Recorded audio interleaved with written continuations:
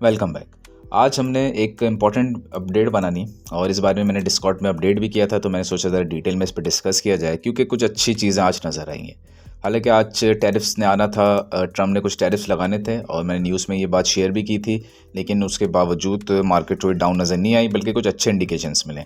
Meanwhile आपने अगर हमारा डिस्कॉर्ड ग्रुप ज्वाइन नहीं किया तो लिंक डिस्क्रिप्शन में मिल जाएगा, ज़रूर ज्वाइन करें ताकि टाइमली अपडेट्स आपको मिलती रहें इसकी। ठीक है, साथ ही हम एयर ड्रॉप का सेशन भी शुरू करने वाले हैं जिसमें आप बगैर किसी पैसों के अच्छे खासे डॉलर्स बना सकते हैं। इस पे आपको बहुत जल्द एक वीडियो मिल भी जाएगी, तो इसको ज़रूर ज्वाइन करें, ये फ्री ऑफ कॉस्ट है बिल्कुल ही। अच्छा, आगे डिस्कस करते हैं। तो यहाँ पे देखें, आपके राइट साइड पे ये जो बिटकॉइन की प्राइस है ये नज़र आ रहा है आपको 0.6% आज इंक्रीज़ हुई है, लेकिन उसी के साथ जब बिटकॉइन के डोमिनेंस देखेंगे वो भी डिक्रीज़ हुई और यूएसडी डोमिनेंस तो ऑलमोस्ट 1% तक डिक्रीज़ हुई है। तो ये आपको नज़र आ रहा है कि प्राइस इंक्रीज़ हो रही है लेकिन ये दोनों डिक्रीज़ हो रहे हैं। तो ये क्या चक्कर है भाई? तो इस चीज़ को याद रखें जो मैं अभी यहाँ पे लिखने जा रहा हूँ कि जब भी आप कभी देखें चार्ट के ऊपर कि बिटकॉइन की जो प्राइस है वो तो हो रही है अप, यानी कि वो तो इंक्रीज़ हो रही है, लेकिन आप दूसरी तरफ ये देखें कि बिटकॉइन की जो डोमिनेंस है वो डिक्रीज़ हो रही है। ये जब बिल्कुल ही उल्टा काम होता है तो इसका असर ये पड़ता है कि जितने भी आपके एल्ड कॉइन्स हैं उनमें पैसा आना शुरू हो जाता है और वो अप जाना शुरू हो जाएंगे।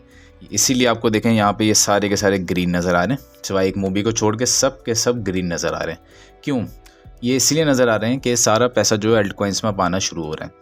तो जब भी आपको नज़र आए इस किस्म का सिचुएशन कि प्राइस बिटकॉइन की थोड़ी बड़ी है लेकिन डोमिनेंस और यूएसडी डोमिनेंस भी डिक्रीज़ हुई है, ये अच्छा साइन होता है एल्ट्स के लिए। और आज आपने ये सीख भी लिया। तो अब हम ज़रा चार्ट पे चलते हैं और देखते हैं कि हो क्या रहा आखिर। तो बिटकॉइन की प्राइस पे चलते हैं सबसे पहले, और प्राइस एक्शन को अगर हम देखें डेली टाइम फ्रेम पे हम देखें तो आज जो है ये बड़ा अच्छा ग्रीन सिग्नल बना है और कैंडल जो है ग्रीन होना शुरू हो गई है। पिछले कितने दिनों से देखें कितनी बेकार सी कैंडल्स बन रही थी, लेकिन एक तरीके का ये अच्छा जोन भी था क्योंकि यहाँ पे अगर आप वॉल्यूम को देखें तो वॉल्यूम जो है सेल वॉल्यूम बहुत बढ़ रहा था।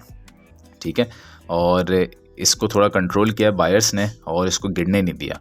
विक फिल करने के जो चांसेस थे जिसमें हमने बहुत डिटेल में डिस्कस किया पिछले पूरे वीक, वो काफ़ी हद तक फिल आउट हो गई है। और हमने बात किया था ज़रूरी नहीं कि सारी फिल आउट हो, मोर देन 50% भी फिल हो जाती है तो काफ़ी है। ठीक है, और काफ़ी हद तक ये फिल हुई है, 50% का ऑलमोस्ट करीब तक पहुंच गई थी।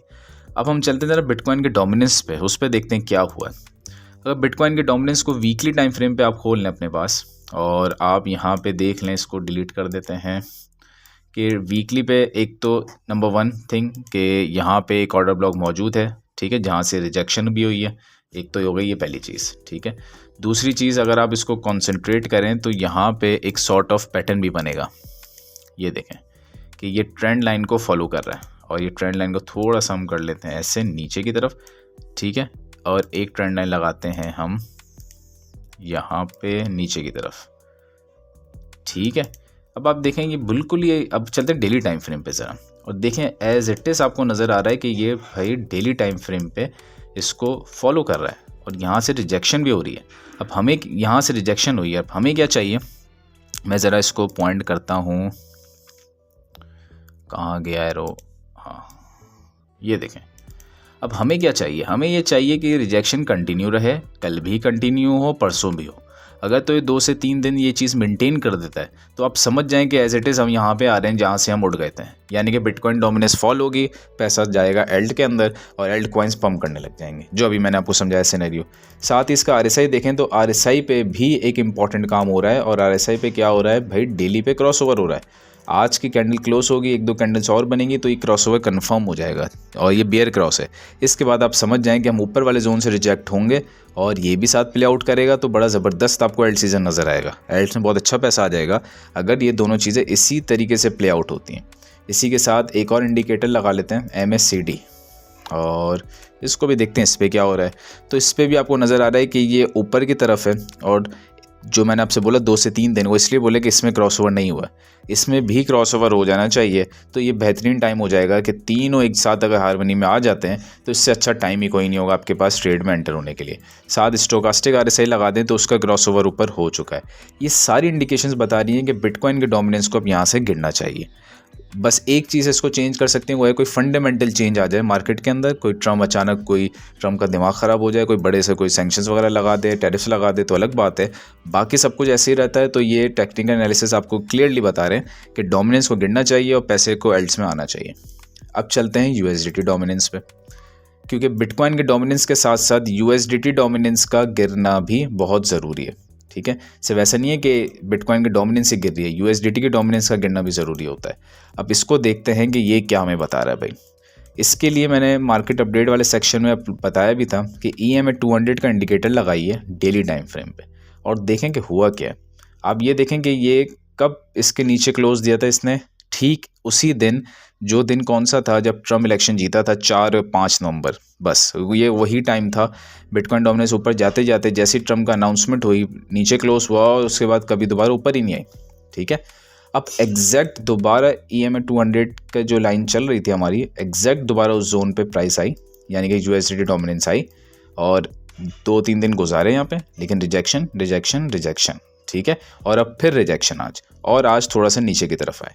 अगर तो आज ये थोड़े से ये जो 2-3 विक्स है इसको फिल आउट कर देता है और ये रिजेक्शन कंटिन्यू रहती है कल भी परसों भी 2 से 3 दिन तक, तो आप ये समझ जाएं कि यूएसडीटी डोमिनेंस भी यहाँ से गिरेगी। और एक और अच्छी बात कि पैसा फिर लोग अपना कन्वर्ट करेंगे क्रिप्टो के अंदर, क्योंकि यूएसडी डोमिनेंस गिरने का मतलब है लोग यूएसडीटी को बेच रहे हैं और क्रिप्टो कॉइन्स खरीद रहे हैं। और किस में कन्वर्ट करेंगे? अगर बिटकॉइन डोमिनेंस भी गिरती है, यूएसडी डोमिनेंस भी गिरती है, जैसे आज हुआ है, तो पैसा एल्ट्स में आ जाएगा। सबसे पहले इथेरियम में आएगा, इथेरियम आपको पंप करता हुआ नजर आएगा और उसके बाद फिर पंप करेंगे सारे के सारे एल्ट्स आहिस्ता आहिस्ता। ठीक है, सुई को देखें आज इसने 9% का पंप दिया है, तो ये ज़बरदस्त किस्म का पंप है भाई। और भी अगर देखें हम कि ये थीटा इसने 7% पंप किया है, से ने 5% किया है, और इसमें बहुत से ऐसे कॉइन्स हैं जिसकी ट्रेड मैंने अपने उसमें सेक्शन में दी भी है, तो डिस्कॉर्ड को आप ज़रूर ज्वाइन करें ताकि टाइमली अपडेट मिले आपको। तो अगर तो ये इस तरह प्ले आउट होता है तो आप समझ जाएं कि हमें बहुत अच्छे किस्म का पैसा नज़र आएगा एल्ट्स के अंदर। लेकिन इसका रिवर्स क्या होगा कि अगर तो ये इसके ऊपर चला जाता है, रीटेस्ट दे देता है, वो मामला ख़राब है। लेकिन मुझे इसके ऊपर जाता हुआ ये आसानी से नज़र नहीं आता जब तक कि कोई फंडामेंटल चेंज नज़र ना आए, क्योंकि यहाँ पे गौर करें ये लाइन स्ट्रेट भी हो गई है। इसी के साथ अगर आप एल्ट कॉइन सीजन इंडेक्स देखें तो वो 43 पे बहुत दूर हो गया एल्ट कॉइन सीजन से, और एग्जैक्ट उस जोन पे आ गया जो आई थिंक 9 नवंबर का जोन था। हाँ, 8 और 9 नवंबर का जो जोन था उस जोन पे आ गया वापस, ये भी अच्छी चीज़ है। और मार्केट में फेयर देखें तो आज फेयर बहुत है, 35 पे चल रहा है, फेयर बहुत है मार्केट के अंदर, तो ये बहुत अच्छा जोन है कि मार्केट के पंप होने का, ये एक और अच्छी बात है।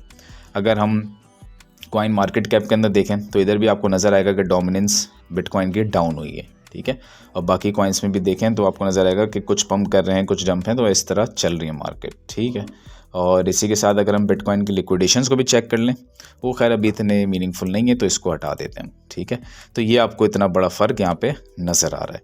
इसी के साथ एल्ट्स में कोई भी एक एल्ट्स उठा लेते हैं भाई, से कॉइन को उठा ले, बल्कि INJ के बारे में किसी ने डिस्कॉर्ड ग्रुप में बताया था तो हम उसी पे थोड़ा सा देख लेते हैं। तो INJ को देखते हैं और हम चलते हैं 4 आवर टाइम फ्रेम पे। 4 आवर टाइम फ्रेम पे अच्छा देखें, 4 आवर टाइम फ्रेम पे EMA 200 इंडिकेटर के नीचे इसने यहाँ से रिजेक्शन हुई थी इसकी 21 जनवरी को, उसके बाद से दोबारा आया नहीं। एक बार इसने ऊपर क्लोज दे दिया तो आप समझ जाएं कि INJ तो बहुत ज़बरदस्त पंप करेगा।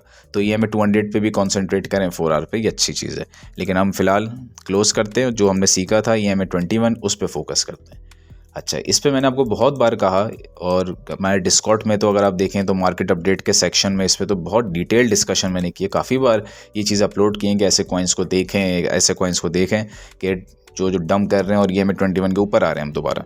ये देखें, इसने थोड़ा सा ऊपर आया, फेक आउट दिया, लेकिन अब जब ऊपर आया, ये जो ऊपर आके इसने क्लोज दिया, ये एग्जैक्ट ये वो जगह थी जहाँ पे इसने रिटेस्ट किया, इसके पिछले हाई को काटा, थोड़ा सा ऊपर गया, तो यही जगह होती है जो मैं आपसे कहता हूँ कि यहाँ पे आप ट्रेड लें और उसके बाद देखें कैसा ज़बरदस्त प्ले आउट कर रहा है। इस केस में आपका स्टॉप लॉस होता है ये, मिसाल के तौर पे मैं आपको दिखाता हूँ ज़रा क्यों ये इंडिकेटर बहुत अच्छा है, क्योंकि स्टॉप लॉस बहुत ही टाइट होता है, इतना दूर नहीं होता। अक्सर आपको ट्रेडर नजर आएंगे यहाँ बाई किया तो स्टॉप लॉस इतना नीचे लगा रहे हैं और उतना ही प्रॉफिट, ये बेकार ट्रेड होती है। इसमें देखें, आपने अगर इसको इस जोन पे बाई किया होता तो आपका स्टॉप लॉस होता ये, बस EMA 21 के इंडिकेटर के नीचे क्लोज ना दे दें। ठीक है, और जिस तरह इंडिकेटर ऊपर जाता जा रहा है आप अपना स्टॉप लॉस भी ऊपर ले जाएं, क्योंकि बस इसके नीचे क्लोज दिया तो फिर समझें मामला ख़राब है। ठीक है, तो ये देखें कितना टाइट स्टॉप लॉस है कि 14.3 पे ख़रीदा, 14.08 पे स्टॉप लॉस है, तो इतना बस माइनर से स्टॉप लॉस और प्रॉफिट रेशो अच्छा है। तो ये फ़ायदा है इस इंडिकेटर का अगर आप प्रॉपर्ली यूज़ करें। ऑल्दो इसके और भी कुछ चीज़ें हैं जो कि आपको पता होनी चाहिए ताकि आप ये फेक आउट से बच सकें। इसके लिए आप डिस्कॉर्ड को ज्वाइन करें, वहाँ आपको अच्छी तरीके से चीज़ें पता चलेंगी कैसे फेक आउट से कैसे बच सकते हैं। फिर आप देखेंगे ऐसी स्ट्रेटजी आप मास्टर करेंगे कि कल जो हमने डिस्कस किया था कंपाउंड स्ट्रेटजी, उसके अंदर तो ये बहुत ज़बरदस्त काम आती है स्ट्रेटजी, ठीक है। इसी के साथ अगर आप फर्दर इस पर डिस्कस करें, वैसे कंपाउंड स्ट्रेटजी उस पर बहुत अच्छी तरीके से आपने वर्कआउट करना है, ये बहुत ज़बरदस्त है, इन चीज़ों में बहुत काम आएगी आने वाले दिनों में। और दूसरी चीज़ इसको याद रखें कि बिटकॉइन की प्राइस, इस पे फोकस करने आने वाले 2 से 3 दिन में। बिटकॉइन की डोमिनेंस पे फोकस करें, ठीक है, एक ये बहुत इंपॉर्टेंट चीज़ है। और साथ ही साथ USDT डोमिनेंस पे भी बहुत फोकस करने की ज़रूरत है। अगर तो आपने इन सब चीज़ों पे फोकस कर लिया तो फिर आप समझ जाएं कि इथेरियम के अंदर पैसा आएगा सबसे पहले। जब यहाँ से पैसा निकलेगा तो इथेरियम पम्प करेगा, ठीक है, और इथेरियम के बाद सारे अल्ट कॉइन्स पम्प करेंगे। इथेरियम को भी अगर हम एक नज़र देख लें तो इथेरियम भी आपको बड़ा अच्छा हो, बल्कि हमने इथेरियम को लगा ही लिया चार्ट, क्योंकि ये अच्छे जोन पे आ रहा है। इथेरियम देखें ये एग्जैक्ट EMA 21 लाइन के ऊपर आ गया और अभी 2.5 घंटे बाकी हैं। इसकी जो क्लोजिंग है वो EMA 21 लाइन के ऊपर होनी चाहिए, थोड़ा सा रीटेस्ट करना चाहिए, उसके बाद इथेरियम भी पम्प करेगा और इथेरियम दोबारा उसी जोन पे जाएगा जहाँ से रिजेक्ट हुआ था, जो कि तकरीबन 2800-2900 का जोन है, और उसके बाद पे 3000 के जोन से ही नीचे गिरा था। तो इसको एग्जैक्ट वहीं पे जाना चाहिए दोबारा। लेकिन इन सब चीज़ों के लिए मैं फिर से कह रहा हूँ, ज़रूरी है कि ये सब चीज़ें इसी तरह प्ले आउट हों, स्पेशली ये 3 चीज़ें जिसमें मैंने अभी आपको बताया, ये 3 चीज़ों का प्ले आउट होना उसी तरीके से बहुत ज़रूरी है। अगर तो इस तरीके से प्ले आउट नहीं होती फिर मामला ख़राब है। लेकिन आपको टाइमली अपडेट मिलती रहेगी डिस्कॉर्ड के अंदर, तो डिस्कॉर्ड को ज़रूर ज्वाइन करें। और स्पेशली हम जो एयर ड्रॉप का सेशन शुरू करने वाले हैं, ये बहुत इंटरेस्टिंग होने वाला है और बहुत कम टाइम में आप बहुत अच्छे पैसे इसमें कमा सकते हैं।